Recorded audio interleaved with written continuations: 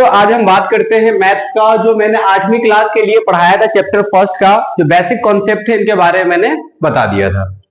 आज हम थोड़ा सा उसके बारे में बात करेंगे जो उसके न्यूमेरिकल है, जो अक्सर पेपर में आते हैं।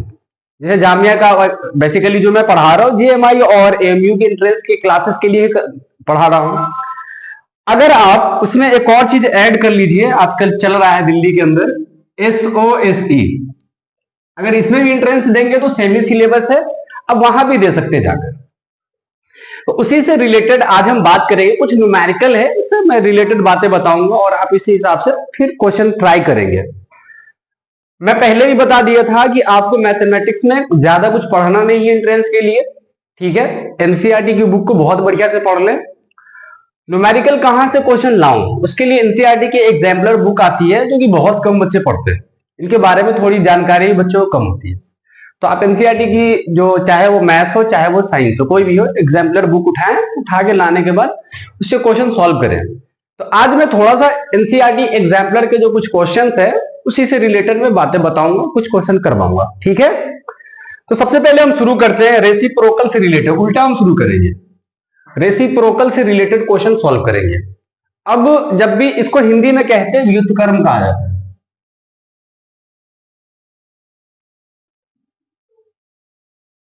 यानी हम व्युत्क्रम के बारे में बात करेंगे। देखिए अब थोड़ा सा समझ लेते हैं पहले क्वेश्चन से पहले कि व्युत्क्रम होता है क्या है। मान लीजिए कोई एक नंबर है, उस नंबर को हमने ए माना है, अब इसका व्युत्क्रम निकालना, डायरेक्ट पलट दीजिए उठा के 1/a, निकल गया व्युत्क्रम, रेसिप्रोकल निकल गया। अब इसको हम थोड़ा सा बढ़िया से समझ लेते हैं, एक नंबर ले लेते हैं, सपोज ये 2 है, अब इसका हमें निकालना है रेसिप्रोकल, तो डायरेक्टली लिख देंगे 1/2। देखिए 2 नहीं है तो इसके नीचे क्या है, 1 है। 2 क्या है, ये यहां पर अपने आप में एक नेचुरल नंबर है, ठीक है। और जिस चीज के नीचे अगर हम उसको रेशनल नंबर के फॉर्म में जब हम लिखते हैं तो रेशनल नंबर क्या होता है, p/q के फॉर्म में लिखते हैं। तो इट मींस क्या है कि p की वैल्यू यहां पर पहले से ऑलरेडी 2 था, q की जगह क्या था, तो q की जगह 1 है। अगर q की जगह 0 होता तो वो नॉट डिफाइन हो जाता, ठीक है। अब हम बात करेंगे ऐसा लेवल का क्वेश्चन आपसे जामिया वाला नहीं पूछ रहा है, या एमयू वाला नहीं पूछ रहा है, या एसओएससी वाला नहीं पूछ रहा है, क्योंकि बच्चों वाला सवाल है। कैसा सवाल पूछेगा, देखिए फॉर एग्जाम्पल अब किसी ने पूछ दिया कि what is the reciprocal of,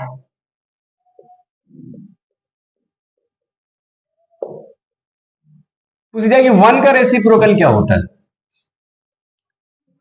अब बच्चे कंफ्यूज यहां पर, अब ये 1 यहां पर क्या है, 1 इज, अगर हम इस नंबर को देखें बचपन में तीसरी चौथी क्लास में जाकर, तो ये 1 अपने आप में एक नेचुरल नंबर है, बट इस नेचुरल नंबर को जैसे हम रेशनल नंबर की शक्ल में बदलते हैं, रेशनल नंबर कहते हैं, रेशियो को कहते हैं, रेशियो वाले नंबर को रेशनल नंबर कहते हैं। और रेशियो क्या होता है, हमेशा p/q के फॉर्म में लिखते हैं।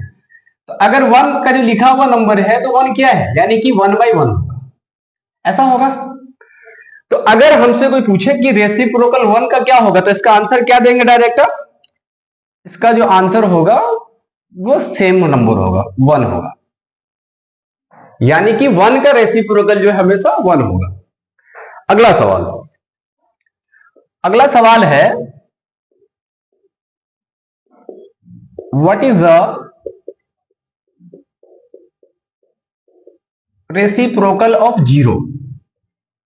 अब 0 का रेसिप्रोकल क्या होता है, देखिए सबसे पहली बात, 0 है या नहीं रेशनल नंबर, जी बिल्कुल 0 है रेशनल नंबर। इसका मतलब है कि रेशनल नंबर है, इसको रेशियो के शक्ल में कैसे लिखा होगा, 1/0/1 लिखा होगा, रेशनल नंबर है।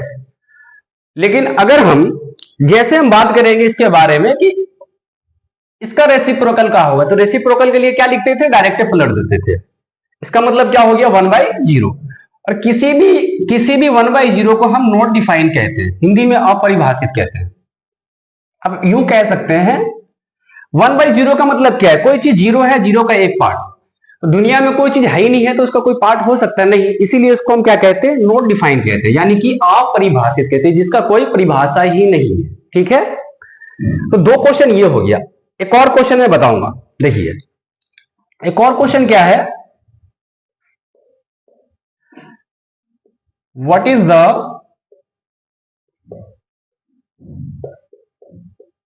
Reciprocal of -1। अब ये -1 क्या है, नेचुरल नंबर है या होल नंबर है? ना ये नेचुरल नंबर है ना ये होल नंबर है, इट इज एन इंटीजर। ये क्या है, इंटीजर है। अगर हम अभी हमें क्या लिखना है, क्योंकि हम रेशनल नंबर पढ़ रहे थे, इसका मतलब है -1 होगा, इसको हम किस तरीके से लिख रखेंगे, -1/1 लिख रहे होंगे। तो जो इसका ये जो है आएगा रेसिप्रोकल, क्या आ जाएगा, माइनस का 1 था, 1/1 था, इसका जो आंसर आ जाएगा -1 ही आएगा। यानी कि अगर हम दोनों केस में देखें, ये पहले वाले केस में या आखिर वाले केस में, दोनों केस में जो आंसर आएगा सेम आएगा, बट 0 वाले केस में क्या आ जाएगा, नॉट डिफाइंड आ जाएगा। अच्छा, एक और चीज है, इसी से रिलेटेड जो दूसरा टॉपिक है, मल्टीप्लीकेटिव इनवर्स। अगर रेसिप्रोकल आपको कभी कहे, अच्छा कभी कभी ना सवाल बड़ा अजीब सा दे देता है, बच्चा एकदम एनसीईआरटी के गिने चुने 2-4 क्वेश्चन को रट के चले जाते हैं। कुछ टीचर कह देते हैं कि बेटा आप एनसीईआरटी से ही पढ़ के जाए, टॉपिक एनसीईआरटी का होगा बट क्वेश्चन बाहर का होगा।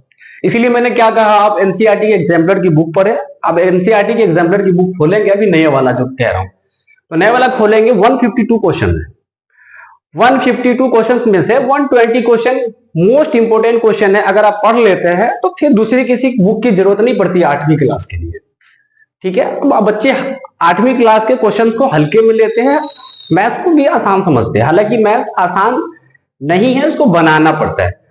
अगर मान लीजिए एनसीईआरटी एग्जामिनर की बुक में से 152 क्वेश्चंस में से आप पूरी प्रैक्टिस कर लेंगे ओनली 2 टाइम्स, तो आप खुद सोचिए आपको किसी बुक की जरूरत नहीं पड़ेगी। जैसे बच्चे क्या करते हैं, मैं बच्चों को बेसिकली बता रहा हूं, एक आता है डॉक्टर शफीकुर रहमान की बुक, दुआ पब्लिकेशन की। घर वाले से पैसे लेते हैं, लेने के बाद वो बुक खरीद के लेकर आते हैं, लाकर घर में रख देते हैं। वो पढ़ते पढ़ते पेपर से एक दिन पहले वो किताब खत्म होता है। पूछते हैं बच्चों से, बेटा कितना क्वेश्चन आया? सर उसमें से तो एक भी क्वेश्चन नहीं टकराया। कहां से टकराएगा भाई? क्योंकि आपने एनसीईआरटी का जो बेसिक है वो क्लियर ही नहीं किया है। वो पागल थोड़ी है, वो क्वेश्चन के पेपर सेट करने वाले कोई नॉर्मल इंसान थोड़ी है वहां पर कि आपको डॉक्टर शफीकुर रहमान के क्वेश्चन को उठा के दे देंगे। नहीं, कभी नहीं देंगे। आप क्वेश्चन प्रैक्टिस करेंगे, आपका क्लियर कब होगा? जब एनसीईआरटी को क्लियर करेंगे। तो इसीलिए सबसे बढ़िया बुक है, चाहे जितने भी कॉम्पिटिटिव एग्जाम में बैठ जाए, दुनिया के जितने भी कॉम्पिटिटिव एग्जाम है, क्वेश्चन कहां से आते हैं? एनसीईआरटी से रिलेटेड आते हैं। क्योंकि एनसीईआरटी किताब कोई एरो गैरो टीचर नहीं लिखते, वहां पर वेल क्वालिफाइड, चाहे वो पीजीटी हो चाहे वो टीजीटी, मतलब अच्छे अच्छे टीचर लिखते हैं वहां पर। ज्यादातर प्रोफेसर लोग लिखते हैं उस किताब को एनसीईआरटी के अंदर, क्योंकि कम लफ्जों में, कम वर्ड्स में बहुत सारी चीजें लिखनी होती है। इसलिए एनसीईआरटी बुक कोई नॉर्मल किताब नहीं है। तो अब एनसीईआरटी एग्जाम्पलर करे, 152 क्वेश्चन है, उसी में से 2-3 क्वेश्चन मैंने निकाला था, अब वहां से प्रैक्टिस करें। अब देखिए रेसिप्रोकल ऐसा था, कभी कभी क्या दिया रहेगा, अभी मैं कह रहा था आपको कि एक क्वेश्चन दे दिया एनसीईआरटी का, जैसे मान लीजिए क्वेश्चन दे रहा अभी मैं,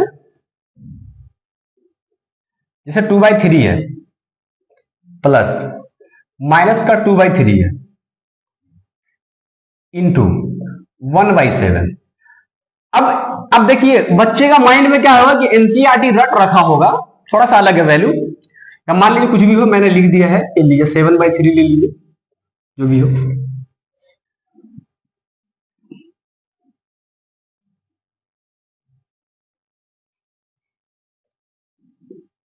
ठीक है, अब ये क्वेश्चन लिख के दे दिया।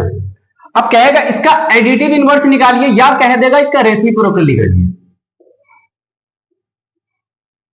ध्यान से सुनना, एक क्वेश्चन नॉर्मल सा हमने दे दिया और देने के बाद कहा कि बच्चों इसका ना आप व्युत्क्रम निकालिए, यानी रेसिप्रोकल निकालिए। बच्चे क्या करते हैं, इस क्वेश्चन को सॉल्व करके छोड़ देते हैं, अब यही आंसर है। अच्छा, एमसीक्यू में जो होता है क्वेश्चन, 4 ऑप्शन होते हैं।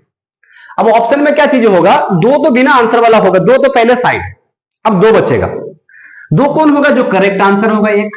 अब एक और सिलेक्ट करना। बच्चे क्या करते हैं, जो एकदम रट के गए बढ़िया से कि ये क्वेश्चन सॉल्व करना है, तो जो आंसर आएगा वो तो ऑप्शन में रहेगा ना वहां पर, तो बच्चे उसी पर जाए गोला लगा देते हैं।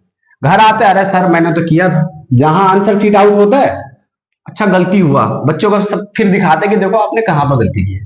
तो वो आपको गलती नहीं करनी है। देखिए जैसे मैं इसको सॉल्व करके दिखाता हूं, अपने बचपन से पढ़ा होगा, पहले हम ब्रैकेट का इस्तेमाल करते हैं, बोर्ड मास पढ़ा होगा ना। तो पहले ब्रैकेट का इस्तेमाल करते हैं, फिर ऑफ का इस्तेमाल करता है, फिर डिवाइड में करते हैं, फिर मल्टीप्लाई का करते हैं, फिर एडिशन का करते हैं, फिर सब्ट्रैक्शन का करते हैं। सारी चीजें आपने 5th क्लास में 4th क्लास में सीख लिया होगा। तो सबसे पहले इसको हम सॉल्व करते हैं। अब जैसे 2/3 है, प्लस माइनस माइनस होता है,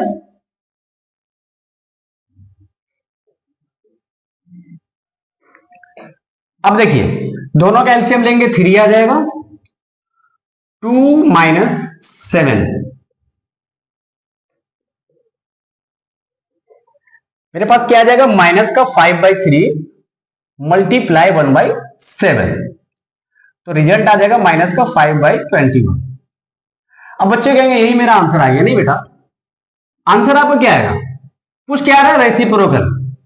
अब क्या करेंगे, जैसे रेसिप्रोकल निकालने के लिए कहेगा तो इसको पलट देंगे, 21/5। अब कुछ बच्चे क्या करते हैं, कंफ्यूज रहते हैं साइन को लेकर। साइन को लेकर क्या कंफ्यूज रहते हैं, 21/5। अब साइन चाहे नीचे लगाइए चाहे ऊपर लगाइए, मतलब सेम ही होता है, बट अच्छा लगता है ऊपर लगाने में, तो साइन हमेशा ऊपर ही लगानी चाहिए। ठीक है, हाँ। तो ऐसे करके निकालना, यानी रेसिप्रोकल ये है, ये नहीं है रेसिप्रोकल, रेसिप्रोकल ये है, तो it is a correct answer. ये करेक्ट आंसर नहीं बच्चे, ये वाला तो ऑप्शन दिया ही रहेगा, ये दोनों, इन दोनों में से सिलेक्ट करना है, दो आंसर तो गलत ही रहेगा ऑलरेडी। ठीक है, अच्छा, ये हो गया आपके पास रेसिप्रोकल से रिलेटेड। कभी कभी क्या कहेगा, जैसे एक क्वेश्चन नॉर्मल सा दे दिया, यही क्वेश्चन से मैं तुम्हें सारी चीजें समझा दूंगा, ठीक है, एडिटिव इनवर्स क्या होता है, मल्टीप्लिकेटिव इनवर्स क्या होता है, सारी चीजें आप सीख लोगे। देखिए रेसिप्रोकल तो समझ में आ गया होगा। रेसिप्रोकल और मल्टीप्लिकेटिव इनवर्स जो होता है सिमिलर चीजें होती है, बट आपको यह समझना है, क्या समझना, ध्यान सुनो। माइनस का 5/21 है हमारे पास, रिजल्ट आया हुआ है, क्या करने के बाद, इसको सॉल्व करने के बाद, सिंप्लीफाई करने के बाद। ठीक है, अच्छा कभी कभी क्या दिया रहेगा, अगर सिंप्लीफिकेशन दिया रहे तब ये आंसर है। ठीक है ना, फाइंड इट सिंप्लीफिकेशन, बहुत आते हैं ऐसे जामिया में, एक तो 100% आएगा ही। अब मैं वैल्यू सेम नहीं दे रहा कि यही आ जाएगा, नहीं, डिफरेंट आएगा। तो ये तो सिंप्लीफिकेशन है, -5/22। अब यहां से आपके पास कहेगा या तो मल्टीप्लिकेटिव इनवर्स निकालिए, या तो कह देगा कि एडिटिव इनवर्स निकालिए। तो मैंने, और या तो कह देगा रेसिप्रोकल, तो रेसिप्रोकल के बारे में मैंने समझा दिया आपको। अब बात करते हैं कि इसके बारे में, मल्टीप्लिकेटिव इनवर्स के बारे में।